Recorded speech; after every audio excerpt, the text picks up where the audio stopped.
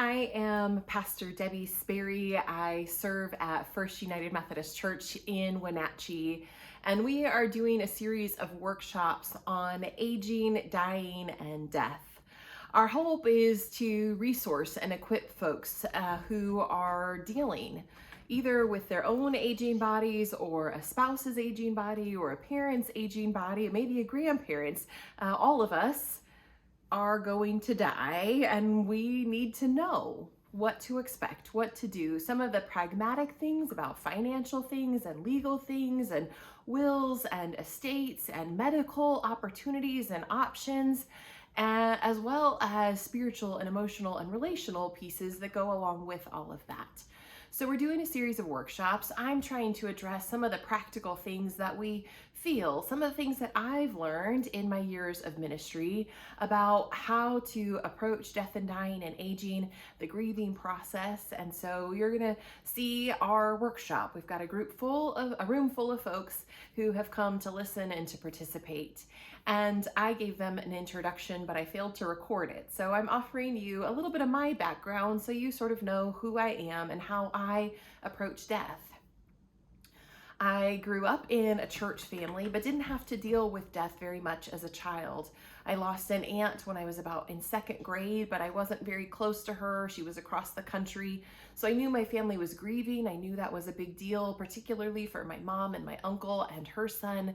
But it didn't sort of cut me to my core like death can sometimes do. And we didn't have big losses that I felt in big ways until I was a freshman in college. And my grandfather fell and broke his hip, and that led to a brainstem stroke and ultimately his demise. And so that was my first real encounter with somebody who was actively dying as their body was shutting down and they were nearing the dying process of waiting on death, which sometimes the doctors say is imminent. They're not going to last if we take them off life support. But we found out he could actually live another 3 days before he died without any kind of aid or support or feeding tubes or any of those things.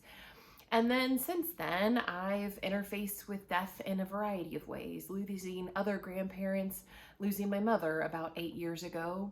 When I was in seminary, I was required to do clinical pastoral education, where I was a chaplain in a hospital, and I did about 5 hours a week just rounding on the floors, checking in, talking with people who wanted to talk. And once a week I was on call, the only chaplain in a hospital with 500 beds, from 8 o'clock at night till 8 o'clock in the morning. And my first on call was 6 deaths that night. I served for 14 different nights in my semester. 12 of those nights I had at least 3 deaths. Everything from miscarriages to old folks, emergencies, tragic accidents, anticipated deaths, everything in between. So I learned to get up close and personal with death and dying and grief. And then in my time as a pastor, 18 years of full-time ministry, I have walked with folks, journeyed with folks who are losing someone, who are dying themselves, or who are in the midst of grief after someone has died. I've done well over 200 funerals, journeying with families. So I come to this conversation as somebody who has dealt with death in her own life, as well as somebody who has been a companion on the journey. And I've learned a lot from folks. And so I want to share some of that with you. And my experience is that we in the United States do not talk about death very much. Lots of folks, when I say, oh, I'm a pastor and I, do funerals and things, people go, oh, I have no idea how you would do that. We don't get up close and personal with death very much, unless you're in a profession like mine.